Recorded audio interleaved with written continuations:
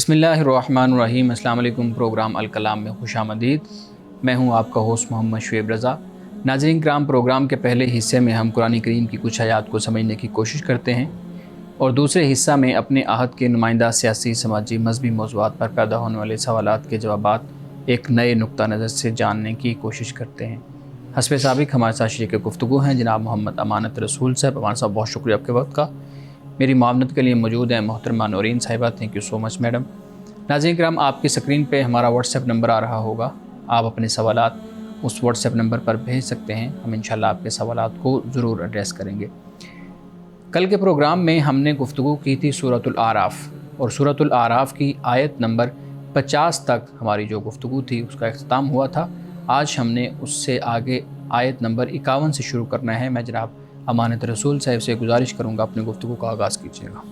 بسم اللہ الرحمن الرحیم۔ کل ہم نے اس نقطہ پہ بات ختم کی تھی کہ اللہ سبحانہ و تعالی وہ لوگ کہ جو دنیا میں بھلا دیتے ہیں آخرت کو، رب سے ملاقات کو، رب کے دیدار کو، تو ان کے لیے اللہ سبحانہ و تعالی قرآن مجید میں یہ فرماتا ہے کہ اللہ ان کو کل قیامت کے دن بھلا دے گا۔ اب جو یہ ذکر قرآن مجید میں ہمیں ملتا ہے، چند مقامات پر دونوں تصور یا دونوں عقیدے آپ کہہ لیجئے ان کا بیان قرآن مجید میں ہے۔ یعنی ایک تو یہ بیان ہوتا ہے کہ وہ لوگ کہ جو اللہ سبحانہ و تعالیٰ سے ملاقات کا شوق رکھتے ہیں، یعنی خشوع کرنے والے لوگ اور اپنے دل میں خشیت رکھنے والے، اللہ سبحانہ و تعالیٰ ان سے کل ملاقات کرے گا، یعنی آخرت میں۔ اور ایک دوسرا طبقہ وہ ہے کہ جو دنیا میں اللہ سبحانہ و تعالیٰ کی ملاقات کو بھلا دیتا ہے، اللہ سبحانہ و تعالیٰ کے ذکر کو بھلا دیتا ہے، اللہ سبحانہ و تعالیٰ کے کلام کو، قرآن کو، کتاب کو بھلا دیتا ہے، تو کل قیامت کے دن اللہ سبحانہ و تعالیٰ بھی ان کو اس حالت میں ڈال دیں گے کہ ان کی طرف کوئی توجہ نہیں کی جائے گی۔ کل ہم نے جو بات کی تھی وہ یہ آیت کریمہ سے متعلق ہے کہ فرمایا کہ فَالْيَوْمَ نَنْسَاهُمْ كَمَا نَسُوا لِقَاءَ يَوْمِهِمْ هَذَا، کہ آج ہم نے ان کو بھلا دیا کہ جیسے انہوں نے آج کے دن کی جو ملاقات ہے، اس دن کی ملاقات، اس کو بھلا دیا تھا۔ وَمَا كَانُوا بِآيَاتِنَا يَجْحَدُونَ، اور یہ ہماری نشانیوں کا انکار کرتے رہے۔ قرآن مجید میں ایک مقام پر اللہ سبحانہ و تعالیٰ نے یہ فرمایا ہے کہ کل قیامت کے دن ایسے لوگ آئیں گے کہ جو دنیا میں اللہ کے ذکر کو بھول چکے تھے۔ اب جب وہ کل قیامت کے دن اٹھیں گے، ان کو اٹھایا جائے گا، تو وہ اندھے ہوں گے، نابینا ہوں گے۔ تو وہ اللہ کی بارگاہ میں عرض کریں گے کہ مولا، دنیا میں تو قد کنت بصیرا، کہ میں دنیا میں تو دیکھا کرتا تھا لیکن یہاں پہ میں اندھا ہوں۔ تو اللہ سبحانہ و تعالیٰ یہ فرمائے گا کہ اس لیے کہ تم نے دنیا میں بھلا دیا تھا میرے ذکر کو، اور آج تم کو بھلا دیا گیا۔ جو الفاظ ہیں وہ یہ ہیں کہ قال کذالک اتتک آیاتنا فنسیتها، کہ تمہارے پاس میری آیتیں آئی تھیں اور میری آیتوں کو تم نے بھلا دیا تھا۔ وکذالک الیوم تنسیٰ، اور اسی طرح آج تم کو بھی بھلا دیا گیا۔ سورۃ الحشر میں یہ فرمایا کہ لا تکونوا کالذین نسوا اللہ فانساہم انفسہم، کہ ان لوگوں کی طرح نہ ہو جانا کہ جنہوں نے اللہ کو بھلا دیا تو اللہ نے خود ان کو اپنے سے بھلا دیا، یعنی ان کو غفلت میں ڈال دیا۔ تو گویا کہ کل قیامت کے دن دنیا میں جو رویہ انسان کا ہوگا، کل قیامت کے دن اللہ سبحانہ و تعالیٰ وہی اسی رویے کا نتیجہ انسان کے سامنے لے آئے گا۔ قرآن مجید کہتا ہے کہ وَأَمَّا مَنْ خَافَ مَقَامَ رَبِّهِ وَنَهَى النَّفْسَ عَنِ الْهَوَىٰ فَإِنَّ الْجَنَّةَ هِيَ الْمَأْوَىٰ، فرمایا کہ جو شخص اپنے رب کے حضور کھڑے ہونے سے ڈر گیا، اور جس نے وَنَهَى النَّفْسَ عَنِ الْهَوَىٰ، اور اپنے نفس کو، اپنے آپ کو خواہشات سے روکے رکھا، یعنی ناجائز خواہشات سے، تو فَإِنَّ الْجَنَّةَ هِيَ الْمَأْوَىٰ، تو ایسے شخص کا ٹھکانہ جنت ہوگا۔ سورۃ الرحمن میں فرمایا کہ وَلِمَنْ خَافَ مَقَامَ رَبِّهِ جَنَّتَانِ، کہ جو شخص اپنے رب کے حضور کھڑے ہونے سے ڈر گیا تو اس کے لیے 2 جنتیں ہیں، 2 باغات ہیں۔ تو گویا کہ دنیا میں اللہ کو یاد رکھنا، اللہ کا ذکر کرنا، اللہ کے کلام سے جڑے رہنا، اللہ کے ذکر کو سمجھتے رہنا اور اس کو یاد رکھنا، اور اپنی آخرت کو، اپنے انجام کو، رب سے ملنے کو، ملاقات کو نہ بھولنا، تو اس کا بہت اجر اور بڑا انعام ہے جو اللہ تعالیٰ آخرت میں ایک انسان کو، مومن کو عطا کرے گا۔ اور اس کے مقابل وہ شخص ہے کہ جو سرکشی میں رہا اور جو اس بھول میں رہا کہ کوئی قیامت نہیں اور کوئی مجھے کھڑا نہیں کیا جائے گا اور مجھ سے کوئی جواب اور کوئی سوال نہیں ہوگا، تو ایسا شخص جو بھول جانے والا ہے تو کل قیامت کے دن بھی اس کو بھلا دیا جائے گا۔ تو یہاں پر اللہ سبحانہ و تعالیٰ نے اسی بات کو بیان کیا ہے۔ اب اس کے بعد فرمایا کہ وَلَقَدْ جِئْنَاهُمْ بِكِتَابٍ فَصَّلْنَاهُ عَلَىٰ عِلْمٍ هُدًى وَرَحْمَةً لِقَوْمٍ يُؤْمِنُونَ، اور ہم ان لوگوں کے پاس ایک ایسی کتاب لے آئے ہیں کہ جسے ہم نے علم کی بنیاد پر مفصل کیا ہے، یعنی تفصیل سے اس میں سب کچھ بیان ہے، ہدایت اور رحمت بنا کر ان لوگوں کے لیے جو ایمان لائیں یا لانا چاہتے ہیں۔ اب یہاں پر دیکھیے کہ قرآن مجید کے لیے اللہ سبحانہ و تعالیٰ نے علم کا فرمایا، یعنی قرآن میں کوئی خیالی باتیں نہیں ہیں، کوئی توہمات نہیں ہیں، کوئی وہم و گمان کی باتیں نہیں ہیں، کوئی ظن نہیں ہے، کوئی اٹکل پچو نہیں ہے، اسپیکولیشن نہیں ہے، بلکہ قرآن مجید میں جو بیان ہے اللہ کہتا ہے کہ یہ علم ہے، اور علم پر ہی اللہ نے اس کی تفصیل کو بیان کیا ہے، قرآن مجید کو بیان کیا ہے۔ یعنی تفصیل سے مراد یہ ہے کہ انسانی ضرورت کے جتنے مسائل ہیں قرآن ان کو بیان کرتا ہے، وہ عقیدے سے متعلق ہے، وہ عبادات سے متعلق ہے، وہ اخلاقیات سے متعلق ہے، وہ معاملات زندگی سے متعلق ہے، جو انسان کو رہنمائی چاہیے اللہ سبحانہ و تعالیٰ نے اس کو قرآن مجید میں بیان کر دیا ہے۔ اور یہ بھی فرما دیا کہ علم پر، اس لیے کہ سورۃ الانعام میں ہم نے پڑھا کہ وہاں پر جو مختلف عقائد مشرکانہ اور بدعت پر مبنی عقائد جو کفار و مشرکین نے تشکیل دیے ہوئے تھے ان کو ہم پڑھ کر آئے، تو وہاں پر بھی اللہ سبحانہ و تعالیٰ نے علم کی بات کی ہے، اور یہ کہا ہے کہ کیا تمہارے پاس اس پر کوئی دلیل ہے؟ تمہارے پاس کیا اس وقت تم موجود تھے، یا تم نے رب سے کوئی ایسی بات سنی یا لی ہے تم نے؟ کہیں پر بھی ایسی بات کا ذکر نہیں ہے، تمہارے صرف اپنے وہم و گمان اور اپنے خیالات ہیں جو تم نے بنا رکھے ہیں، اور عقیدہ ان کو بنا دیا تم نے۔ تو یہاں پر اللہ سبحانہ و تعالیٰ اسی بات کو بیان کرتا ہے۔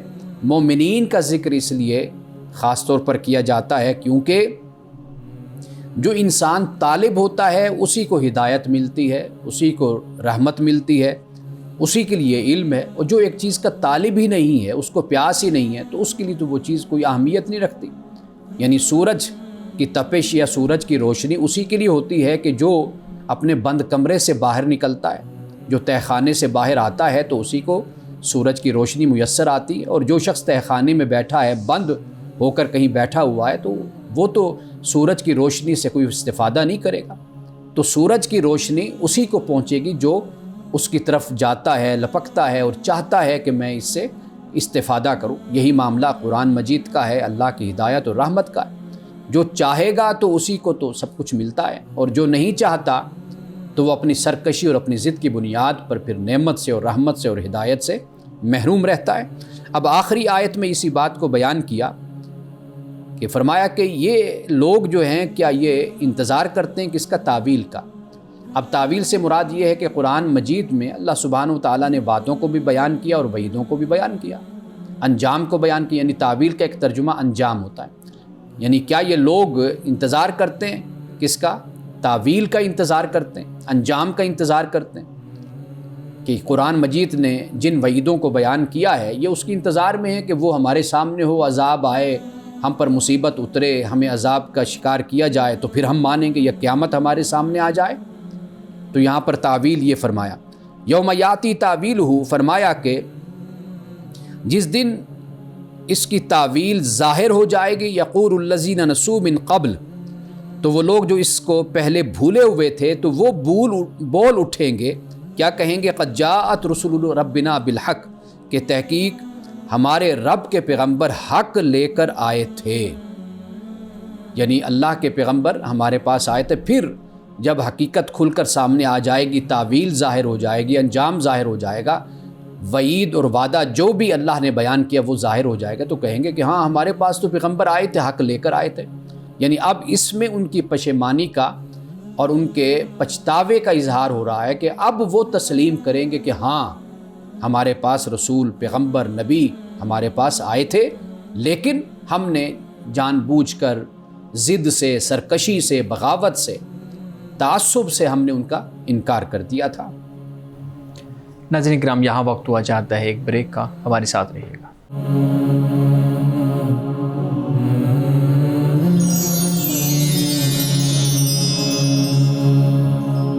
ویلکم بیک ناظرین. امان صاحب بہت شکریہ. نسیم منسیہ ان 2 لفظوں کی آپ وضاحت کر رہے تھے، اور قرآن مختلف جگہ پہ جہاں ان لفظوں کی وضاحت کرتا ہے، مزید بیان کرتا ہے، ان کا بھی ذکر آپ نے کیا. میں آپ سے پوچھنا یہ چاہوں گا کہ جو قیامت کے دن اللہ تعالیٰ یہ فرماتے ہیں کہ ہم ان کو بھلا دیں گے، ہم ان کو نظر انداز کر دیں گے، تو اس میں صرف کفار مشرکین یعنی انکار کرنے والے ہوں گے، یا وہ مومنین جو اقرار تو کرتے ہیں، اللہ رب العزت کا اقرار کرتے ہیں، رسول کی رسالت کو مانتے ہیں، لیکن وہ جو اخلاقی اقدار، وہ جو انسانی حقوق جن کو پورا کرنے کا اللہ رب العزت نے حکم دیا ہے، ان کا انکار کر دیتے ہیں یا ان پہ پورا نہیں اترتے، ان کو بھی اللہ رب العزت کا یہی معاملہ ہوگا ان کے ساتھ ڈیلنگ کا؟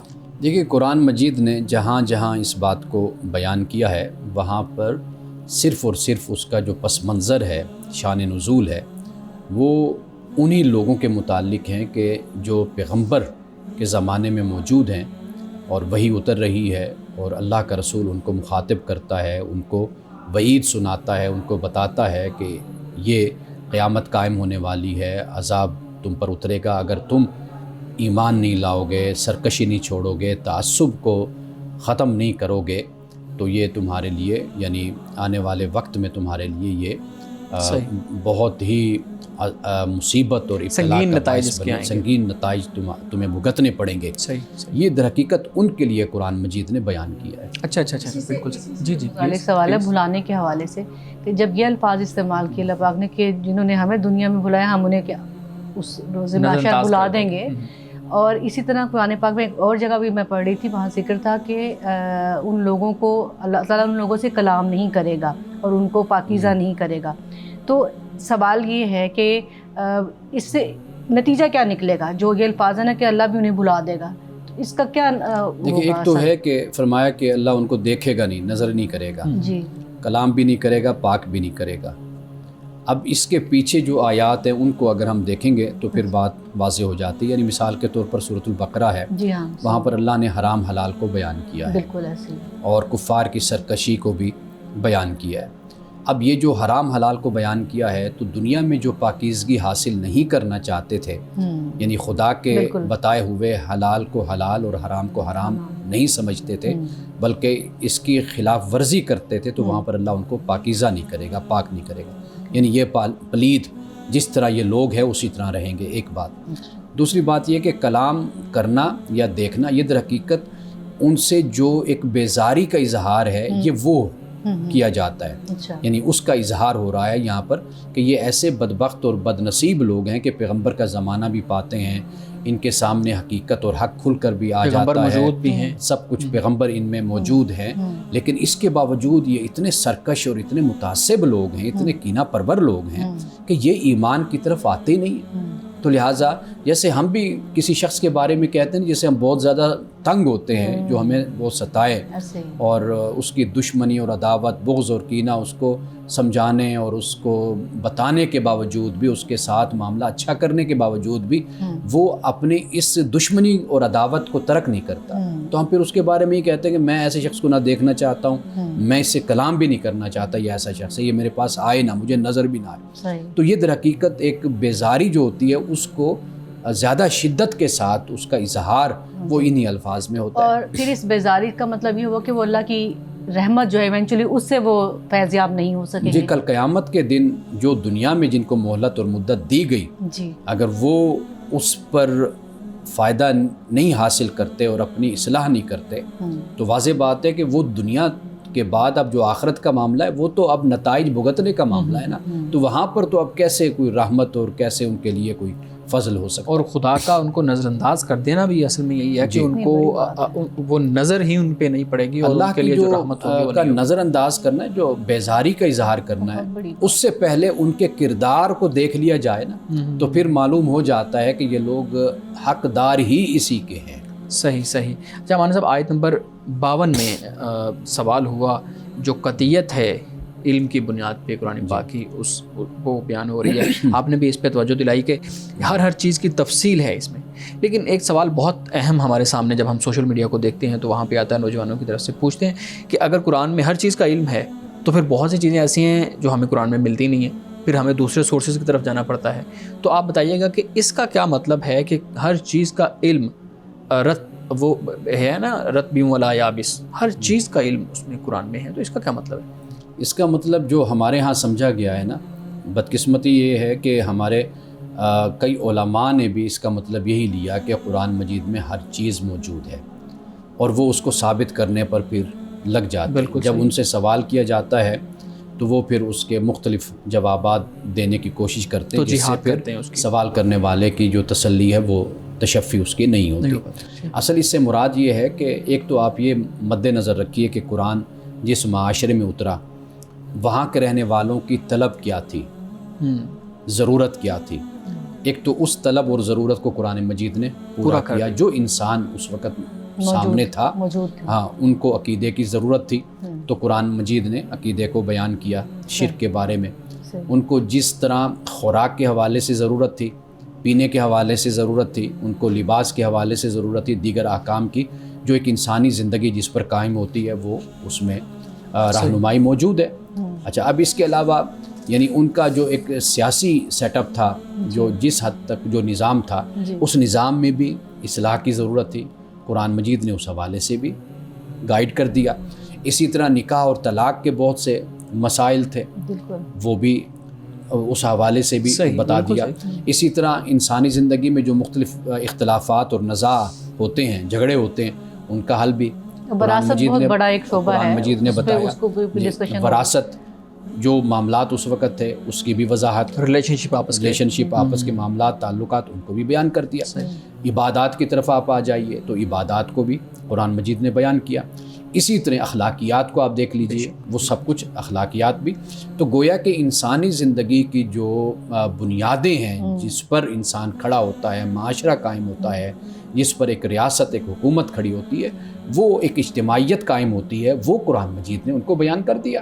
اب یہ نہیں ہے کہ قرآن مجید سے آپ کمپیوٹر ثابت کر رہے ہوں، قرآن مجید سے موبائل ثابت کر رہے ہوں، قرآن مجید سے یہ چیزیں. قرآن مجید کا جو اصل جو وجہ نزول ہے، نازل ہونے کی وجہ، وہ در حقیقت انسانی زندگی کی جو اخلاقی مسائل ہیں، انسانی زندگی کے جو ایمانی عقیدے سے متعلق مسائل ہیں، ان کا بیان ہے نا.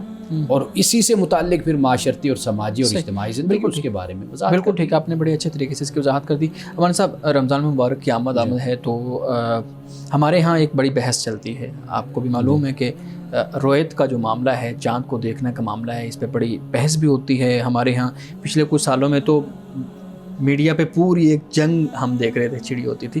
آپ سے پوچھنا میں یہ چاہتا ہوں کہ کیا یہ جو رویت ہلال ہے، چاند کا دیکھنا ہے، یہ ضروری ہے روزہ رکھنے کے لیے؟ ایک تو یہ چیز.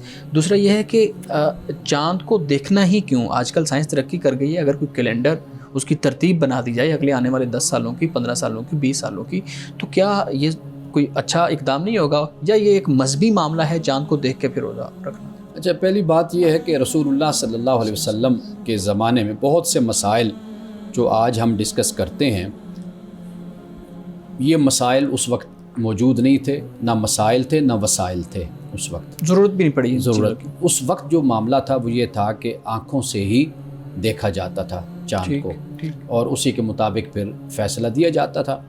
اب جب سائنس نے ترقی کی اور ہمارے پاس وسائل آ گئے، اب دیکھنا یہ ہے کہ اصل مقصود اس میں کیا ہے، یعنی اس کی غرض اور غایت کیا. وہ یہ ہے کہ آپ چاند کو دیکھ کر آپ اپنا سومو لرؤیتہ وافطروا لرؤیتہ کے جو الفاظ حدیث میں ہیں کہ روزہ رکھو، سٹارٹ کرو رمضان کو تو آپ رویت سے کرتے ہیں، اس کو اختتام کرتے ہیں تو پھر آپ رویت سے کرتے ہیں.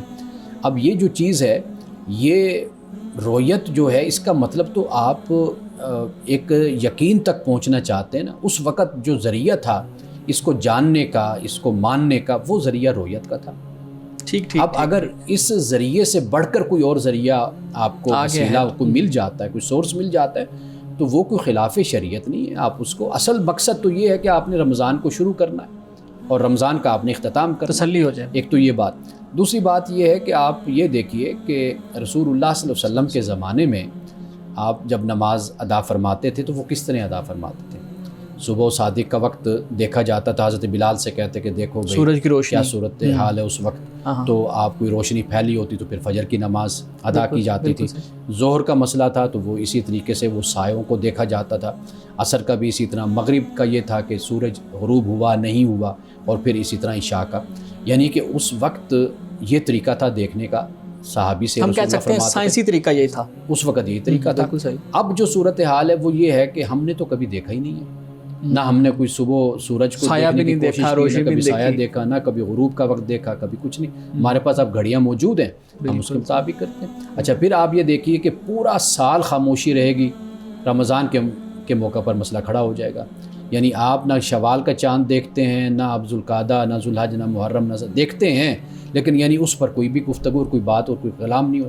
جیسے یہ معاملہ آئے گا تو اس پر بڑا اہتمام اور بہت کچھ پھر اس پر نزاع شروع ہو جاتا ہے۔ تو میرا ذاتی خیال یہ ہے کہ جس کی طرف آپ نے اشارہ کیا، اب جو کیلنڈر ہے نا وہ ایک صدی کا نہیں کئی صدیوں کا بن جاتا ہے، اور ایکوریٹ بھی ہوتا ہے۔ بالکل آبزرویٹری آپ کے پاس موجود ہے، یہ سارے ذرائع، اس کا تعلق جو ہے ہی نہیں اس مسئلے سے کہ آپ یہ سپرد کسی مذہبی طبقے کے یا علماء کے آپ سپرد کر دیں۔ آپ دنیا میں چلے جائیں، آپ دیکھ لیجئے کہ آپ کے پاس آبزرویٹری ہے، آپ کے پاس سائنٹسٹ ہیں، علم فلکیات رکھنے والے لوگ ہیں، آپ ان سے استفادہ کریں۔ وہ جس طرح بتا دیتے ہیں کہ بھئی اس وقت چاند کی رؤیت ہے تو آپ اسی کو اختیار کر لیجئے۔ صحیح۔ ناظرین کرام، یہاں وقت ہوا چاہتا ہے ایک بریک کا، ہمارے ساتھ رہیے گا۔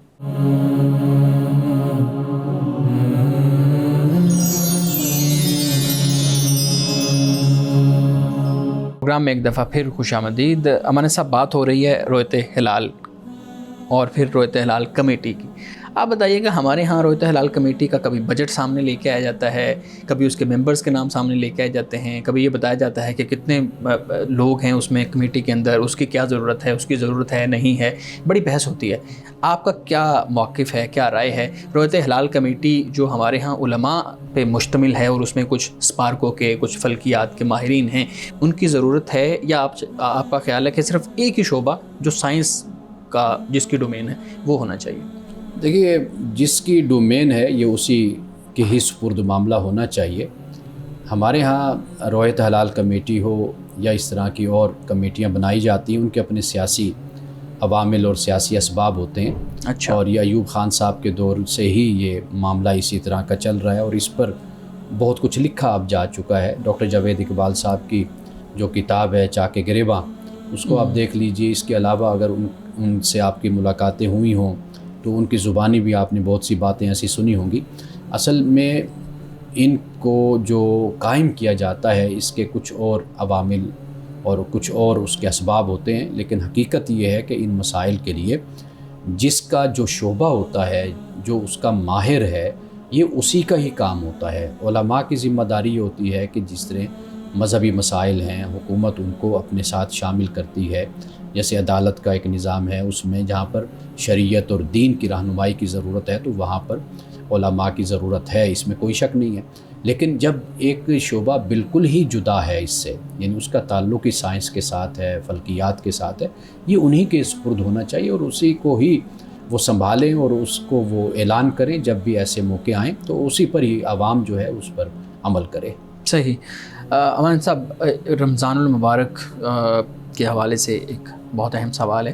جب بھی ہمارے ہاں رمضان کی تیاری کا معاملہ آتا ہے تو ایک ہمیں لوگوں کے اندر جوش و خروش اور گہما گہمی اور ایک تیاری کا پورا ماحول نظر آتا ہے۔ آپ سے میں پوچھنا چاہوں گا کہ عظمت والا ایک عظیم مہینہ آنے والا ہے، ہم خود کو، اپنی اولاد کو، اپنے گھر والوں کو، اپنے ماحول کو کیسے تیار کریں کہ جس سے رمضان المبارک بہت اچھے طریقے سے اس کی جو سعادتیں ہیں اس کو حاصل کیا جا سکے؟ رمضان المبارک کا آغاز اور رمضان المبارک گزارنے کا طریقہ جی، وہ ہمیں رسول اللہ صلی اللہ علیہ وسلم کی سنت سے اور صحیح احادیث سے، مستند احادیث سے ہمیں معلوم ہوتا ہے ٹھیک کہ آپ کس طرح رمضان گزارا کرتے تھے۔ اور میں یہاں پر بھی ایک بات عرض کر دوں کہ رسول اللہ صلی اللہ علیہ وسلم کے اکثر جو رمضان تھے وہ شدید مصروفیت کے رمضان تھے۔ اچھا۔ مدینے سے آپ باہر ہیں، مثال کے طور پر دیکھیے غزوہ بدر ہوا 17 رمضان کو ہوا، اسی طرح فتح مکہ ہے وہ بھی رمضان میں ہے، ٹھیک ہے نا جی۔ اسی طرح اگر آپ دیکھیں غزوہ خندق ہے وہ بھی شاید رمضان سے کچھ وقت پہلے ختم ہوئی. غزوہ احد ہے وہ 4 شوال کو ہوتی ہے، یعنی رمضان کے 2-3 دن کے بعد. اسی طرح آپ صلی اللہ علیہ وسلم کی حیات مبارکہ میں جو رمضان آئے مدینہ میں، چونکہ فرضیت رمضان کی یعنی روزوں کی وہ مدینہ میں جب ہجرت ہوئی تو آپ دیکھیے کہ 9 رمضان غالباً رسول اللہ کے مدینے میں آئے، اور ایک رمضان وہ تھا غزوہ تبوک پر آپ گئے ہوئے تھے. اگر آپ شمار کریں گے نا، دیکھیں گے، جائزہ لیں گے، تو شاید ایک رمضان ہے جو سکون کا رسول اللہ کا گزرا مدینے میں. باقی یا تو ابھی آ رہے ہیں، یا جانے کی تیاری ہے، یا دشمن سر پر منڈلا رہا ہے، یا ابھی جنگ کی تیاریوں میں سخت حالات میں روزے بھی رکھے آپ نے، صحابہ نے بھی روزے رکھے، آپ نے اہتمام بھی فرمایا. اور پھر ایک رمضان ہے کہ جس میں وہ حضرت سفیان، حضرت سلمان فارسی رضی اللہ تعالیٰ عنہ سے جو روایت خطبہ کیا جاتا ہے، وہ ایک خطبہ ہے. یعنی وہ ایک ہی وہ رمضان ہے، ایسا رمضان جس میں رسول اللہ بالکل کے ساتھ یعنی امن کے ساتھ وہاں پہ آپ رہے. باقی وہ اسی کشمکش کہہ لیجئے دشمنان دین کے ساتھ آپ کی رہی. کبھی آ رہے ہیں تو کبھی جا رہے ہیں، تو کبھی اسی رمضان کے اندر ہی تیاریاں ہو رہی ہیں، کبھی سفر میں ہیں. تو یہ اس طرح باقی رمضان لیکن روزے کی حالت میں رہے، اور یعنی شب بیداری کہہ لیجئے، آپ کی عبادت، وہ معاملات بھی ساتھ ساتھ چلتے رہے. اور اعتکاف اگر آپ کا ایک دفعہ رہ گیا تھا تو آپ نے اگلی دفعہ پھر وہ 20 دن کا مکمل کیا، اعتکاف بھی آپ نے کیا. تو گویا کہ رسول اللہ صلی اللہ علیہ وسلم کی جو حیات مبارکہ ہے وہ مشقتوں سے بھری ہوئی آپ کی حیات مبارکہ ہے. لیکن وہ جو کہتے ہیں نا کہ ہتکار ول دل یار ول، اصل معاملہ یہ کہ جو بھی تکلیف اور جو بھی آزمائش اور جو بھی مصیبت اور جو بھی تکلیف رسول اللہ صلی اللہ علیہ وسلم اور آپ کے صحابہ پہ آئی، لیکن خدا سے کبھی غافل نہیں ہوئے، یعنی اپنے رب کی طرف ہر حال میں ہی متوجہ رہے. یہ سب سے بڑا سبق ہے جو ہمیں رمضان کے حوالے سے یاد رکھنا چاہیے. صحیح. اپنے بچوں کو ہم کس طرح رمضان کی طرف لے کے آئیں، خاص طور پہ وہ جو اب تقریباً روزہ رکھنے کے قریب ان کی عمر ہوئی پڑی ہے؟ دیکھیے، سب سے بڑی بات تو یہ ہوتی ہے نا کہ آپ کا پورا سال سپورٹ کرتا ہے رمضان کو، یعنی آپ نے پورا سال کیسے گزارا. یعنی یکدم اگر آپ کو بخار چڑھتا ہے تو اس بخار سے آپ تو متاثر ہو سکتے ہیں، لیکن آپ کے بچے نہیں ہو سکتے. بالکل صحیح. طریقہ یہ کہ آپ کے 11 مہینے کیسے گزرے، آپ ہلکی پھلکی عبادت، نماز، تلقین، نصیحت، تبلیغ، یہ آپ اپنے بچوں کو کرتے رہتے ہیں، گھر کا ماحول اس طرح رکھتے ہیں، تو پھر بچے اس میں شامل ہوتے رہتے ہیں، ایک عادی ہوتے ہیں نا، پھر ان کے لیے مشکل نہیں ہوتا چیز کو قبول کرنا. یہ سب سے اہم بات ہوتی ہے. اب ہمارے ہاں جو رمضان ہے یہ ایک رسمی انداز اختیار کر لیا گیا نا کہ رمضان آ گیا تو پھر بھاگ بھاگ کے نمازیں بھی پڑھنا شروع کر دیں اور بھاگ بھاگ کے نیکیاں کرنا شروع کر دیں. تو اس میں کوئی شک نہیں ہے کہ رمضان میں خصوصی اہتمام ہوتا ہے، لیکن مومن مسلمان یہ نہیں کرتا کہ 11 مہینوں میں بالکل ہی نیکی سے بالکل کٹ جائے اور پھر جیسے رمضان آئے تو پھر وہ پتہ لگے کہ جی اب رمضان آ گیا. تو یہ جو طرز زندگی ہم نے اختیار کر رکھی ہے تو اس کی تو اسلام میں کوئی یہ بڑی بات تو ہمارے ہاں بہت نظر آتی ہے. بلکہ میں یہ بھی پوچھنا چاہوں گی کہ آپ نے تو ذکر کیا آپ صلی اللہ علیہ وسلم کتنی زیادہ مشقت کے اوقات میں بھی آپ نے روزوں کا جس طرح اہتمام کیا، تو ہمارے ہاں پریکٹس بالکل الٹ ہے. اب پہلے یہ کام ہوتا تھا کہ اپنا وقت روزے کی حالت میں گزارنے کے لیے ٹی وی کا سہارا لیا جاتا تھا. آج کل تو چھوٹے چھوٹے ٹی وی سب کے ہاتھوں میں پڑے ہوئے ہیں موبائلز کی شکل میں. تو اپنی یعنی بس یہ کہ کھانے پینے سے رک گئے ہیں، نکاہت اور کمزوری ہے. اب اس چیز کو کہ وقت کیسے کاٹنا ہے تو ہم اس طرح کی مصروفیات ہم نے پال لی ہیں. تو ہمارا تو طریقہ بالکل ہی جدا ہے. نوجوان بالخصوص میں نے دیکھے ہیں کہ جو پڑے ہوئے ہوتے ہیں بستروں پہ، یا موبائل ہاتھ میں ہے یا ٹی وی ہے، اس طرح یا سو کے وقت گزار لیتے ہیں. دیکھیے بات یہ ہے کہ سونا بھی عبادت ہے، اس میں کوئی شک نہیں ہے. یعنی ایک روزہ دار ہے وہ آرام کرتا ہے، اس کا آرام کرنا بھی عبادت، کیونکہ حالت روزہ میں، حالت عبادت میں یہ اپنی کسی دوسرے کو تکلیف نہیں دے رہا، نہیں تکلیف نہیں دے رہا. لیکن یہ ہے کہ اپنا وقت گزارنے کے لیے ایسی حالت میں بہترین جو طریقہ ہوتا ہے وہ قرآن کی تلاوت ہے، وہ نیکی کے کام ہیں. کئی کام ایسے ہوتے ہیں کہ جو ناجائز نہیں ہوتے، یعنی ہم یہ نہیں کہہ سکتے کہ یہ حرام ہے یا ناجائز ہے، لیکن وہ وقت کے ضیاع کا باعث بن رہے ہوتے ہیں ایک خاص ماحول کے اندر. یعنی مثال کے طور پر بچہ ہے، امتحان اس کا سر پر ہے اور وہ بیٹھا ہوا سو رہا ہے، کام کر رہا ہے کوئی اور کام، اب وہ جائز تو کام ہے، لیکن اب وہ جو حالات ہیں، وقت ہے، وہ اس بات کا تقاضا کرتے ہیں کہ بھائی اب یہ کام نہ کرو. بے شک یہ جائز ہے، ٹھیک ہے، لیکن اب وہ کرو کام. اسی طرح رمضان میں بہت سے جائز کام مباح ہوتے ہیں، انسان باقی زندگی میں وہ کرتا رہتا ہے، لیکن رمضان میں خصوصی طور پر انسان کو اس پر فوکس کرنا چاہیے کہ قرآن رمضان میں اترا ہے، روزہ رمضان میں ہے، تو لہٰذا ایک مسلمان کو یہ چاہیے کہ حالت روزہ میں اور رمضان میں وہ زیادہ سے زیادہ وقت عبادت میں، تلاوت میں اور ان چیزوں میں گزارے۔ تو ایک اور بات عوانہ صاحب کہ ہماری جو مارکیٹس ہیں، میں یہ چاہوں گی کہ آپ اس طرف توجہ مبذول کروائیں کہ ہماری جو پرائس کنٹرول کمیٹی ہے وہ اس رمضان میں جب بھی روزے آتے ہیں، شروع ہوتے ہیں، ہر چیز مہنگی ہو جاتی ہے، اور لوگ جو روزے سے مستفید ہوتے ہیں ان کو کچھ کھلانے پلانے پہ یہ بھی تو اجر و ثواب کا باعث ہوگا کہ ہمارے معاشرے میں اس طرف توجہ کی جائے۔ تو آپ اس بارے میں ذرا یعنی تاجروں کو بھی اور جو منتظمین ہیں ہمارے شہر کی ان کے لیے آپ کچھ بات ضرور بتائیے۔ اس سوال کا جواب ہم بریک کے بعد لے لیتے ہیں۔ ناظرین کرام، یہاں وقت ہوا چاہتا ہے ایک بریک کا، ہمارے ساتھ رہیے۔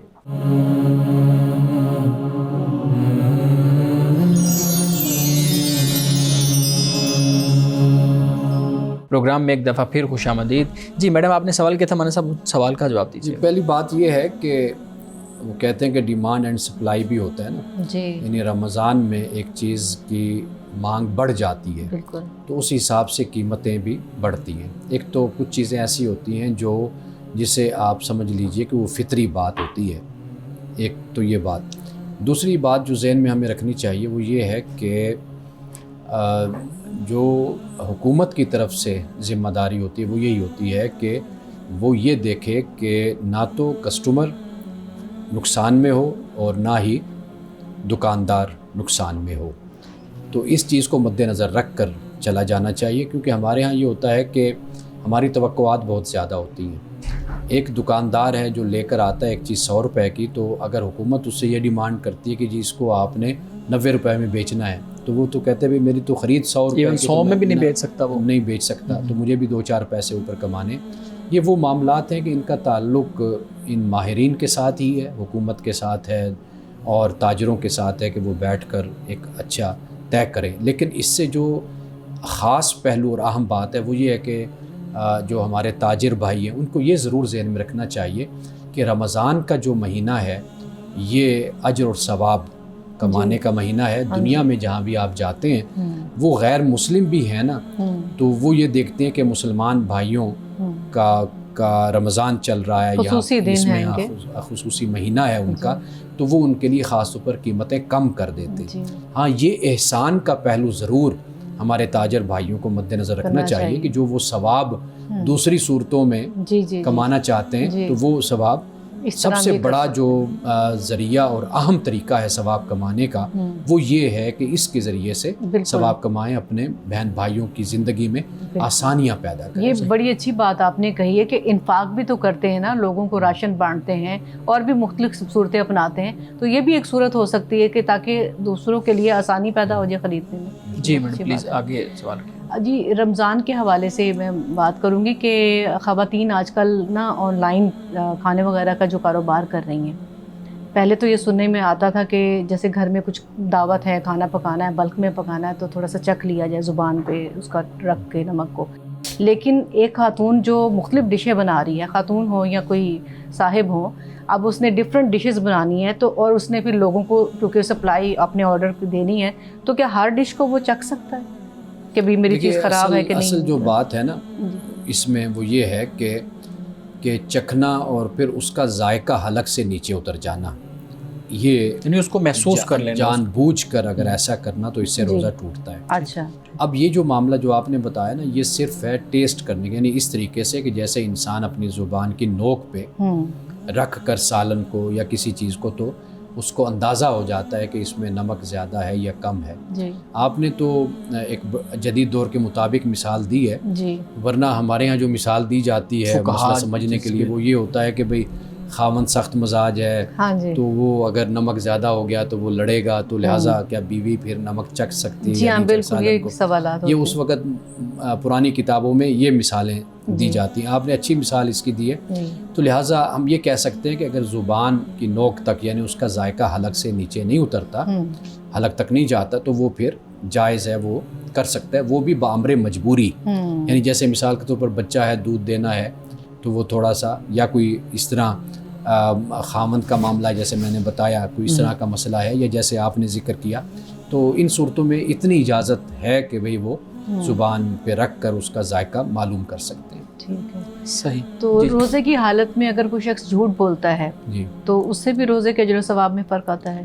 اجر و ثواب میں تو واضح بات ہے کہ فرق آتا ہے، لیکن روزہ ٹوٹتا نہیں ہے اس سے۔ اچھا، اور کچھ لوگ یہ بھی کرتے ہیں، بڑی پریکٹس ہے، یہ عام پریکٹس ہے کہ نمازوں کی طرف توجہ کوئی نہیں ہوتی، بس روزہ رکھ لیا، وہ منہ کا اور بند کر لیا کہ کھایا نہیں ہے، پیا نہیں ہے، باقی پڑے رہے۔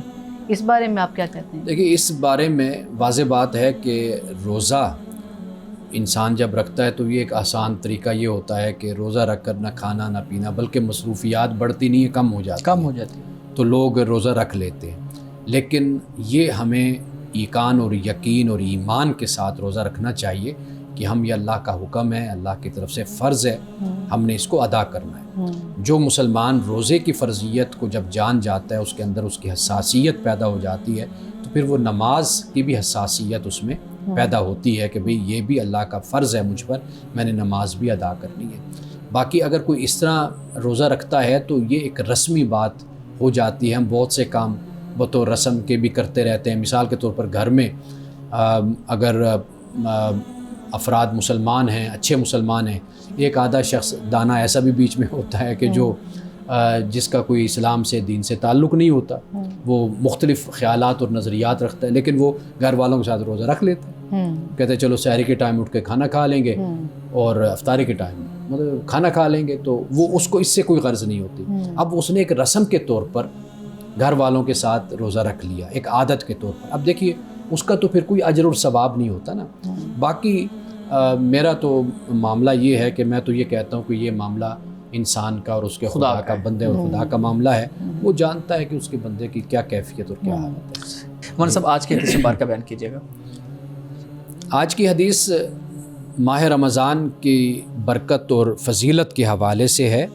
حضرت ابو ہریرہ رضی اللہ تعالی عنہ سے روایت ہے، آپ فرماتے ہیں کہ رسول اللہ نے فرمایا کہ جب رمضان آتا ہے تو جنت کے دروازے کھول دیے جاتے ہیں اور دوزخ کے دروازے بند کر دیے جاتے ہیں اور شیاطین جکڑ دیے جاتے ہیں۔ اور ایک حدیث میں یہ الفاظ بھی آتے ہیں کہ ابواب الرحمہ، یعنی جنت کے دروازے کھول دیے جاتے ہیں۔ ایک حدیث میں، روایت میں یہ ہے کہ رحمت کے دروازے کھول دیے جاتے ہیں۔ ناظرین کرام، اس دعا کے ساتھ اپنے پروگرام کا اختتام کریں گے۔ اللہ رب العزت حسن کلام اور تاثیر کلام عطا فرمائے، ہماری زبان کی گروں کو کھول دے اور سننے والوں تک خیر کا پیغام پہنچے۔ اجازت دیجیے، خدا حافظ۔